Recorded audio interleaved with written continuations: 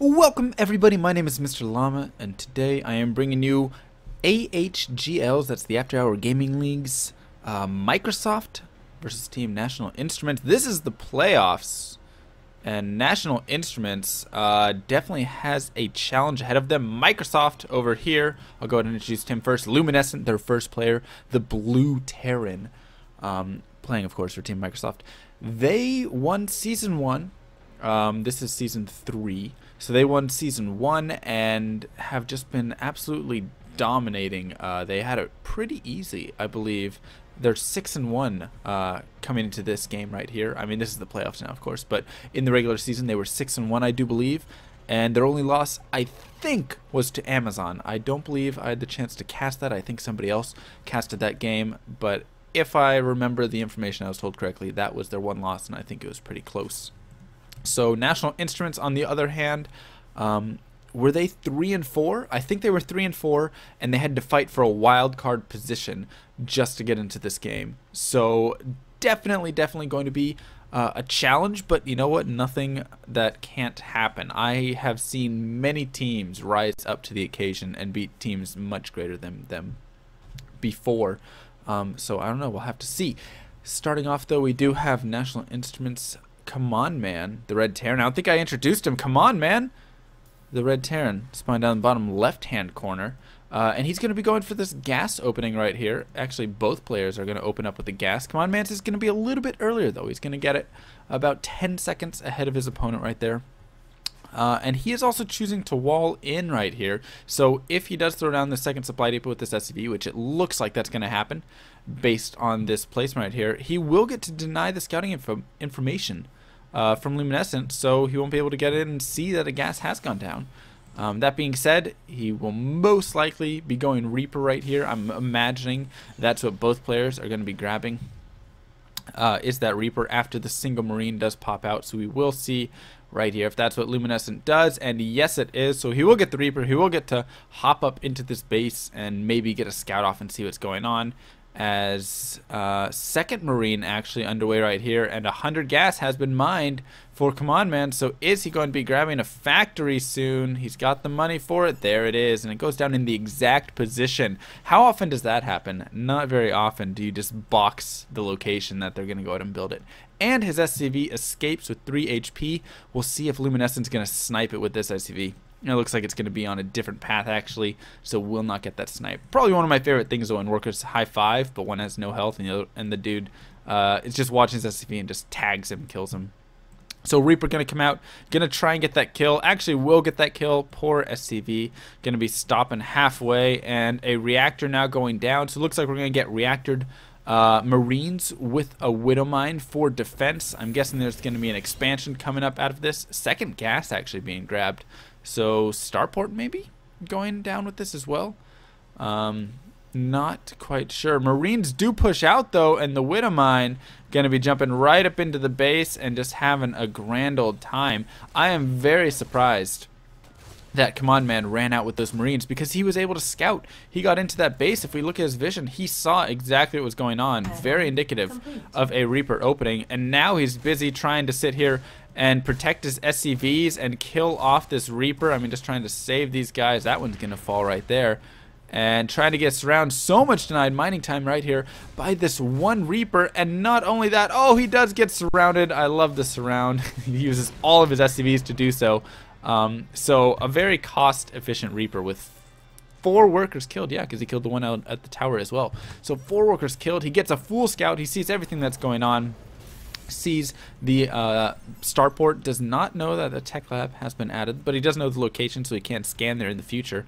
And what do we have? We have fast tanks actually coming out with a little supply block, unfortunately, right here for Command Man. So Luminescent definitely gaining a little early lead with that Reaper, denying so much mining time, throwing his opponent off to where he gets supply blocked, seeing the starport, seeing everything like that. And a command center already done right here for Luminescent. Not yet has he taken that expansion. Hellions are popping out, but he may make some sort of little push, maybe get a dropship. Yep, there it is. So he's going to get a medevac to go ahead and gather these units up, which are just outside the range. He does not see the Hellions, So he just sees 2 Marines right there. So that, of course, can be annoying when it gets over here into the main. And a bunker actually going down for Command Man. Now, the only issue with this is that it really denies any sort of pathing for these SCVs. Notice how they're like freaking out to go around this bunker right here. So that's probably causing more problems than it's solving. Additionally, Hellions can get over here and just like chill right here and attack these SCVs. But a tank is actually going up. So Command Man, being the most defensive player I have yet to see in a long time. I mean, I don't think I've seen anybody play this defensive. Oh man, I'm trying to think of like a good time that I've ever seen somebody play this defensive. But all I can think of is like when I was, you know, back in like Gold League. But that's not a dig at Command Man or anything like that. You know what? He knows he's behind. He saw the dropship was coming. And so he's just getting in defense for it. And right there, he's actually going to be able to deal with this quite well and forces that back. So you know what? There's something to be said for playing defensive. And it looks like the Hellions are going to get dropped all over, but the Marines are there. They're going to be able to force away the medevac. And doesn't look like Luminescent going to be able to do any damage. So as much as you thought I was making fun of Command Man for being defensive, you know what? It worked out for him because he lost nothing. He lost absolutely nothing from that attack, and he forced Luminescent back. Luminescent's like, all right, well, time to go home because there's Banshee and there's a siege tank, and I need my units at home. Viking is flying over, though, so he's going to try and possibly just get a scout in there, maybe. This is so tight. Look at how tight he's building everything right here. But turrets are up to defend against that. I mean, this is honestly... Don't try and break this if you're any other race. Just kind of like leave this guy alone right here. Win your battles elsewhere. That's all I can say. Because that is very compact. And he's even leaving the 4 Marines in the bunker. Like, yeah, I dare you to come over here. I dare you to try to get in this mineral line. I absolutely dare you, with double turrets and a bunker with 4 Marines constantly full. Medevac now boosting over with 8 Marines, though. What is its course? Is he going to drop on the edge? Is he going to boost into hell over here, is what I would like to call it, basically. He is going to catch Command Man, though, as all of his units are pushing out across the map. So this drop could do a lot of damage. Where is he going with it? Is he going to fly in? Yes, he will. He boosts in. Turrets there. Not going to be able to do enough. The bunker, unfortunately, just out of range. So some SCV is going to go down. Command Man trying to get a nice siege position over here at his opponent's natural. He gets a scan up there. He sees only 1 tank. Needs to be careful not to bunch everything up. The Hellions roasting the Marines quite well right there, and that could be troublesome. In the meantime, the drop still doing a lot of damage over here as there's just nothing for Command Man to deal with this. The Vikings taking out the Banshees, and this might be it for Command Man. I mean, he is in a dangerous position. I don't know. I mean, he could still hold on, but he has definitely fallen to a inferior spot, and these Marines over here just having the time of their life. So I said stay out of this area right here, and that's exactly what he's doing. I said like that area, and so he went right on the outside of it. Worked out nicely for him. Tank does siege up. Medevac boost away. I can't even follow those things. They're so fast. And he's going to go ahead and try and pick off one more supply depot. Will he get it? It looks like he will. Yes. Unless he starts repairing. Command Man, get your SCVs there. Oh, poor Command Man. He tried. He honestly tried to repair it. That wasn't just like moving around. He was really trying to repair it right there.